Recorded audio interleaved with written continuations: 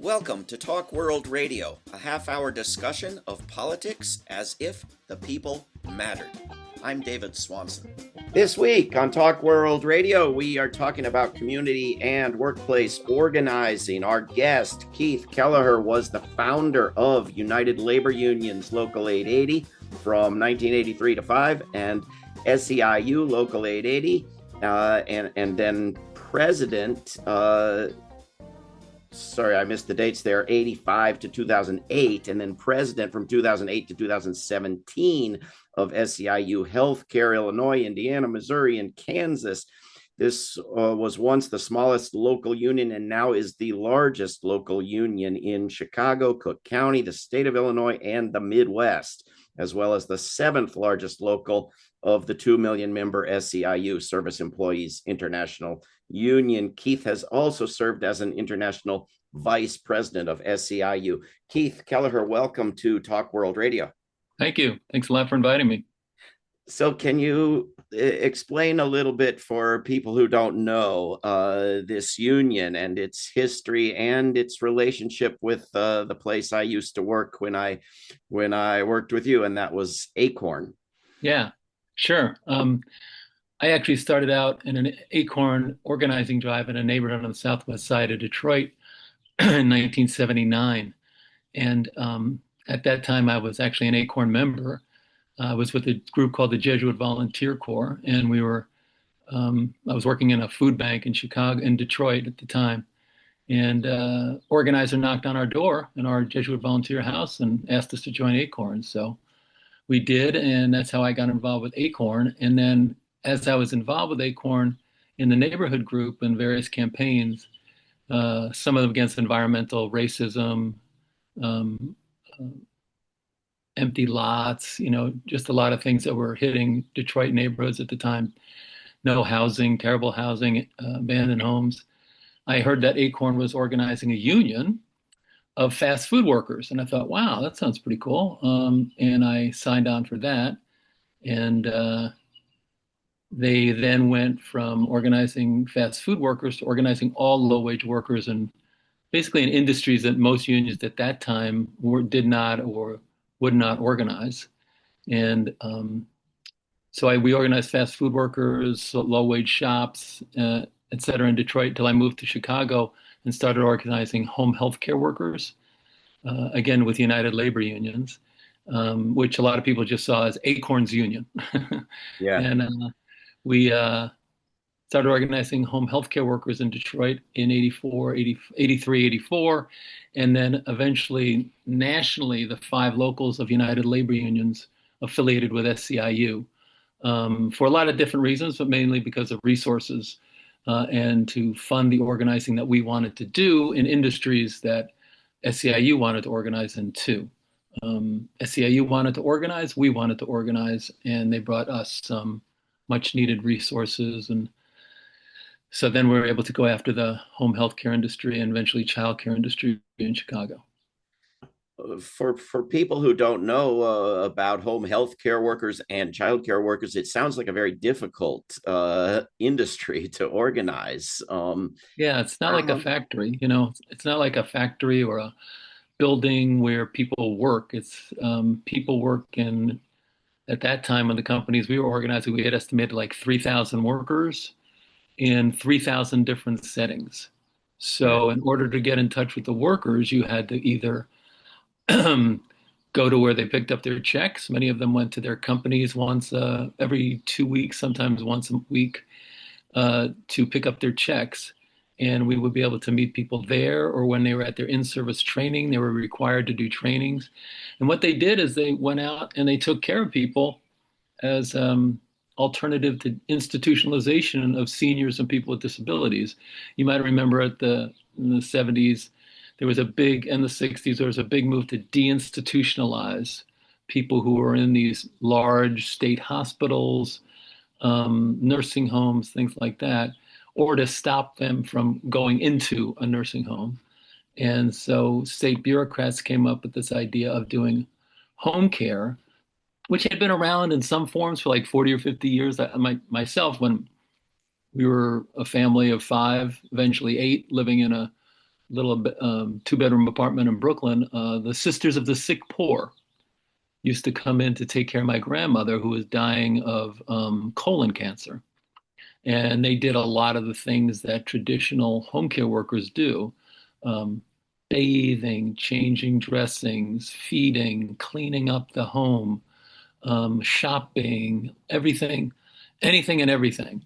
And so I had that connection that I didn't really put together until I started organizing home care workers and realizing, wow, that was sort of like the beginnings of what eventually today is a huge multi-billion dollar industry in the private sector and a huge government program in the public sector. But at the time, they weren't as big as they are now. So you probably see people, or you may have a relative or a friend, or you see folks at the bus stop who are dressed in their whites or in their medical uniforms who are going. They are most likely a home care worker who's going to take care of somebody in their home as an alternative to institutionalization or a hospital or whatever. Or if they've been released from a hospital and not been through rehab. So that's what the home care industry is. And it's at the time, minimum wage ruled, actually sub-minimum wage ruled. And people just made, at the time that I started organizing, federal minimum wage was $3.35 an hour. And that was what the pay was. 335, maybe 350, 375 after 5, 10, or 15 years if you were there that long. And no insurance, no benefits, no paid holidays, no paid vacations. You just got that check and that was it. And at the same time, they were going into people's homes and cleaning, caring for them. I mean, the industry was terrible. I mean, workers would come to the organized committee meetings talking like how they would have to bring their own cleaning supplies, bandages, all kinds of medical, not any devices, but, like gauze and antiseptic and alcohol and things like that just to care for their client because there was nothing. The state just didn't want them in state hospitals, they didn't care really what was happening once they just weren't on their rolls anymore in a state hospital or a nursing home. And so it was really workers going blind into homes where people, hadn't been cared for, in some cases, the most extreme cases, they had bed sores, were in their own waste. And they had to do things like changing feeding tubes and, changing people's clothes and diapers and cleaning and toileting. And it just, and cooking, shopping, and in some cases helping them with their finances. It was a very hard, stressful job. And people usually would have several clients in a day or a week, and they would just travel between clients. And they were off the clock when they traveled. So if you had a client on the south side in the morning for 2 or 3 hours, then you had to take a train and a bus to the west side for an hour, hour and a half. That's your own time. You didn't get paid. Yeah. And then once you got there and you clocked in, you had to sign in. The client had to sign that you were there. And sometimes people then went to a third client, because some clients only got an hour or two of service a day. So it was huge. Really, a lot of members at membership meetings would equate. Many people had just moved up from the South in the prior 10 or 20 years. Yeah. From Mississippi or Arkansas or Alabama, and they would equate it to sharecropping. That I'm bringing all my labor, my tools, my skills to care for somebody, and I get nothing except minimum wage. I don't get paid in travel and time. I don't get paid the bus fare. I don't get paid mileage if I have to use my car. So that was anyway. That was what the industry looked like. And so, it was growing by leaps and bounds. Keith Kelleher, what is it like now after some decades, and what have the unions had to do with changing the situation? It was all, as I write in the article, it was all out of house visiting and visiting workers. Either we would meet people at their check pickup, or some people knew other workers, or some people lived in the same public housing development. So we would visit them and then bring people together for what was called an organizing committee meeting. to see if people wanted to vote to organize. And they did in most cases. And we went forward at either a union election or direct recognition. Or in the case of the state of Illinois, people were considered independent contractors, so they had no rights under labor law to organize. So we basically used our ACORN community organizing skills and built groups by zip code and neighborhood of home care workers, and just kept slamming the state for 15, 20 years for raises in wages and benefits. And eventually we won the right to have a union to win union recognition by changing the state collective bargaining act and including home care workers under that. And we were able to win that election and then negotiate a contract. So today, whereas when we started, it was all 335 to maybe 350, 375 an hour, which was the minimum wage was 335 for. Under Reagan, it was 335 for 10 years, until George H.W. Bush and the Democrats raised it in 1990, I believe. So it was 335 for most of the first 5 to 10 years we were organizing, and that's all the wages were when people were organizing, except when we went to the state capitol and won increases. So for today, I was just looking at the contracts, home care workers in Chicago now, the folks under state programs are at $18.50 an hour and have health plan coverage, covers about 30 or 40,000 home care, child care, public sector and private sector workers now. They have good health care, which they never had, training classes, gloves, even things like, you think gloves. Well, shouldn't they have gloves? They didn't have gloves then. Nobody was given, today it's called personal protective equipment, gloves, masks, things like that. People never had that. Today, as part of the contract, people get that. They have paid holidays, paid time off, paid vacations, whereas never had any of that. And again, it's not everyone under the contract because there's certain hourly requirements, but most folks now have, the wages have gone up, you've heard, from 335 to now an average of, a starting, I believe, is 18 in the public sector. And they are shooting for eventually to get to 20. That's their new goal, is to get to $20 an hour. So it's been a huge improvements, but it's still not, what everybody wants or needs to live on, but it has been improved greatly. One of the best things in my life was I was sitting on a stage with one of our members once, and we were just talking before a rally was going to start against the Republican governor who was trying to take away the health insurance that workers had won. And I was sitting with her, and I sat there, and she said, I said, "Oh, what's the best thing about the union to you?" And she said, "The best thing about me," she said, "is I used to have to sit at the county all day. I'm a cancer survivor, and I think she had lung cancer at the time I was talking to her, but still working. She was, she was going through chemo. And she said the union card, the health card, has allowed me to stay alive the last 5 years, because before I had to go to the county. And don't get me wrong, she said the county was great coverage. It's just that you had to wait so long to see a doctor or to get, and especially if you needed chemo or services like that, it was much harder to get. And Medicaid was much stricter then, before Obamacare.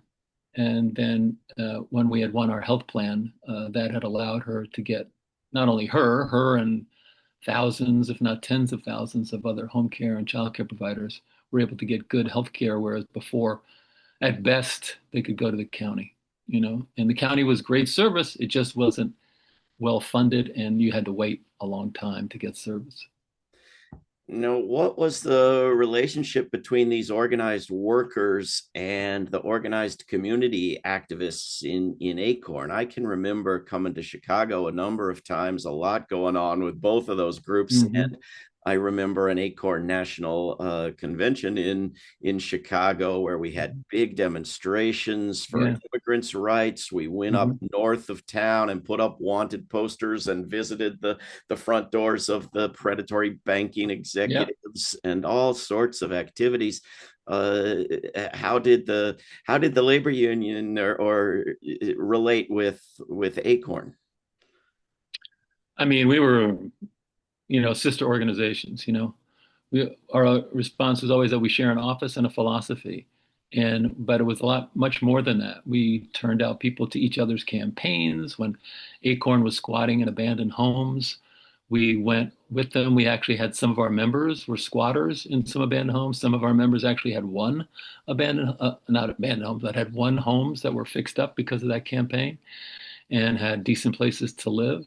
Um, we had done campaigns against the predatory lenders, which allowed our members to go through the Acorn um, loan counseling program, which allowed them to get a loan to get their own homes on the south side, south suburbs, west side of Chicago, whereas they were all renters before then. And they could get a house for the price of what their rent had been before because of those programs.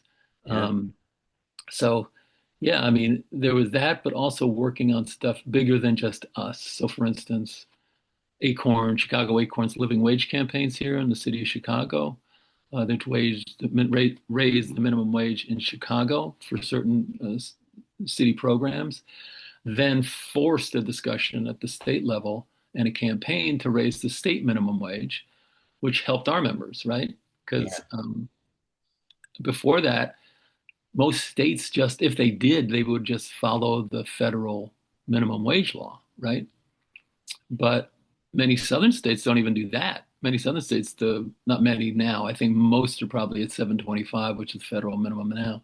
But in those days, a lot of states had their minimum at, 250 or less because they didn't have to raise it. And we were able to move campaigns to raise the state minimum wages that then forced the state to raise the wages to home care and child care providers and hundreds of thousands of other low wage workers in Illinois.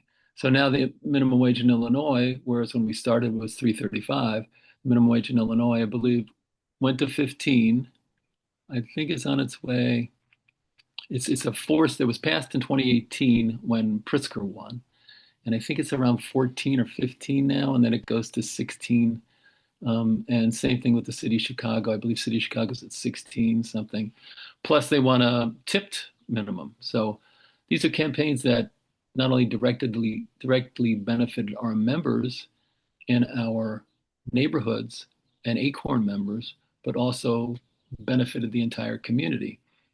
And we got involved in politics where a lot of people didn't, which is the subject of an article I recently wrote for Convergence magazine about our involvement in Jesse Jackson's campaigns and Mayor Washington's campaigns.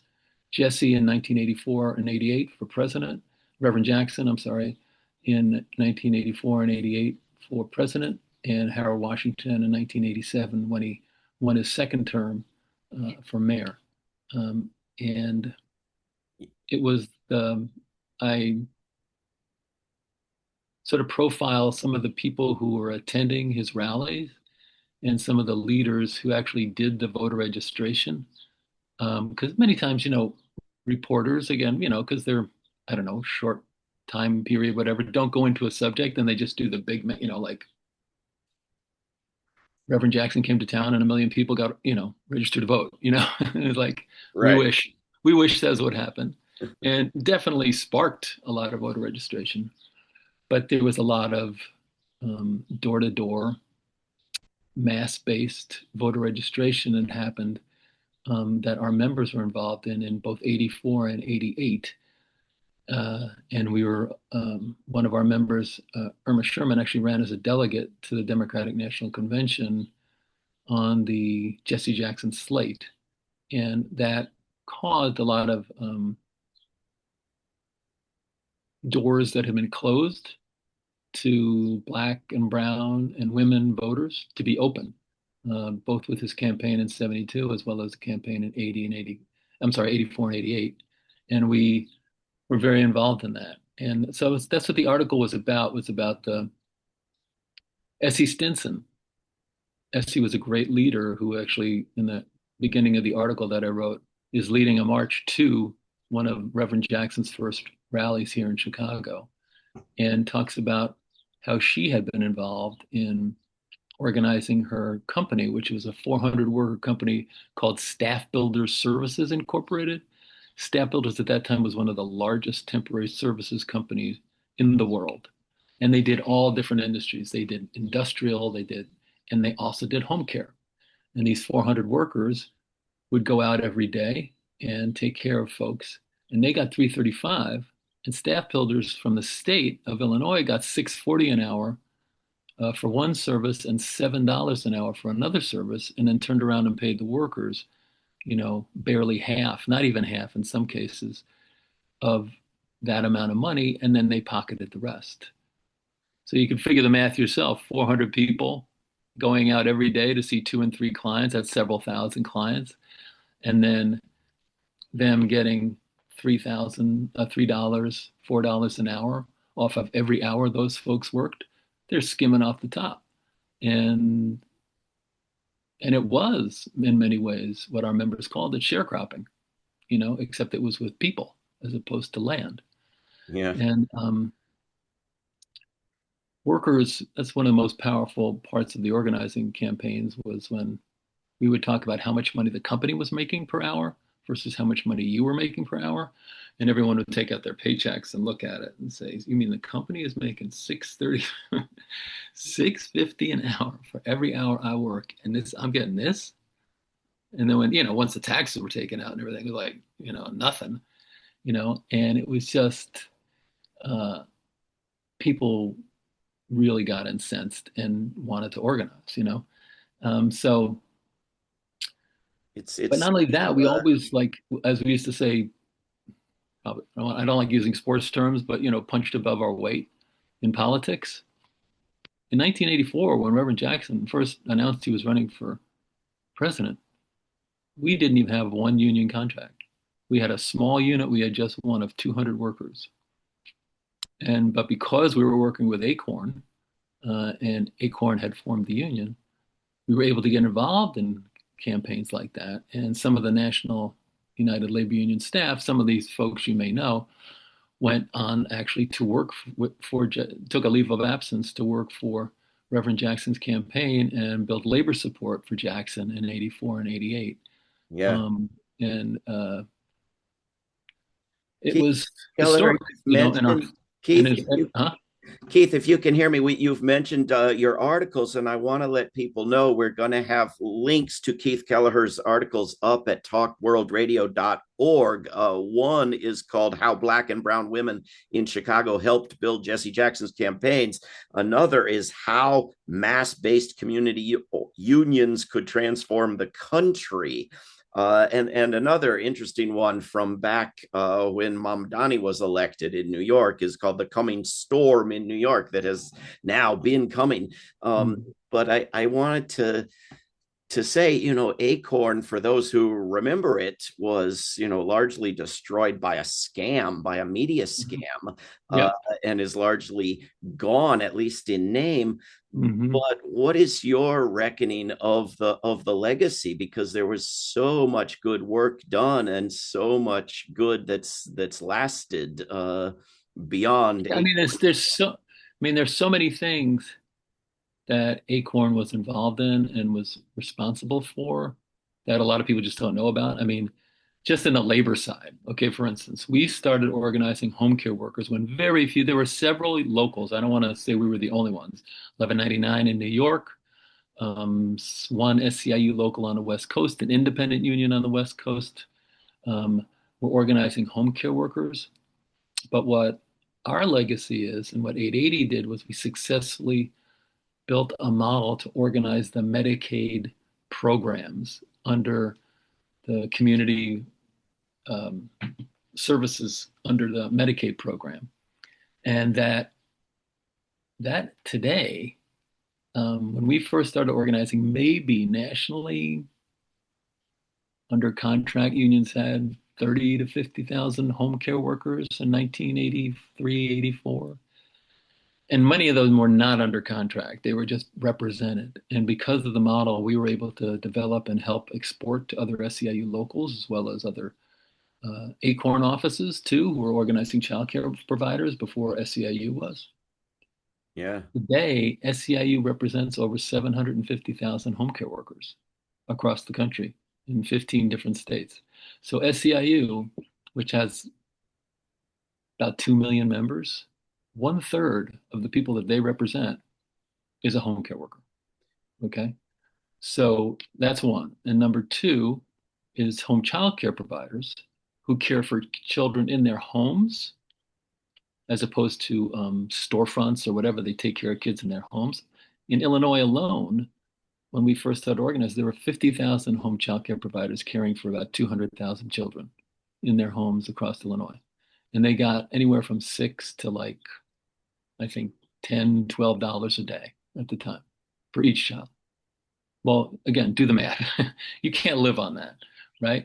But the state was just trying to pawn this off. They just don't want responsibility for, especially for low-income children, Right. low and moderate-income children.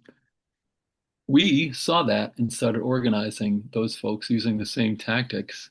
And that's what the community unions article is about, is how we organized in by neighborhood across the state of Illinois and won an election of 50,000 home child care providers. Today, SEIU represents, I believe it's 150 to 200,000 home child care providers across the country. So that's on top of the, six, 700,000 home care workers, Yeah. and has brought huge changes. Again, it's not um, uh, a middle class job, or upper middle class job, but it is much better than it was with, in most cases, health insurance, living wages, regular raises, cost of living increases, personal protective equipment. And, one thing that I'm personally proud of is that we started a thing called the Helen Miller Education and Training Center here way back in the 1980s. That was just to help people get their GEDs and things like that. Yeah. That training center, which is affiliated with SEIU Healthcare, which is the union I helped found, um, every year trains 30 to 40,000 home care and child care providers to provide life-saving care to the homebound seniors and people with disabilities so that they can have a life in their home. And so they could work in many cases, especially people with disabilities who still want to work. The home care workers allow them to work. And this program pays them to be trained through our training center. Um, so that's one of the programs that we run in the union that I'm very proud of, and that is just, I retired in 2018, so I can't take credit for it, but I Well, was one of the ones who helped Well, you deserve a develop it. lot of credit, and I wish we could go on and on and on, but we don't have any minutes left. It's Oh, well, I'm sorry. wonderful, wonderful accomplishments. We're going to have links up at talkworldradio.org. We've been speaking with Keith Kelleher, who was president of Local 880 of SEIU and international vice president of SEIU. Keith, thanks for everything you've been doing and for coming on Talk World Radio. Great. Thank you very much. Happy to be on. Thank you. This is Talk World Radio. I'm David Swanson. Take action at rootsaction.org. Help end war at worldbeyondwar.org. Read or listen to today's Peace Almanac entry at peacealmanac.org. All past shows can be heard at talkworldradio.org. Talk World Radio is produced in Charlottesville, Virginia, and syndicated by Pacifica Network. There is no way to peace. Peace is the way.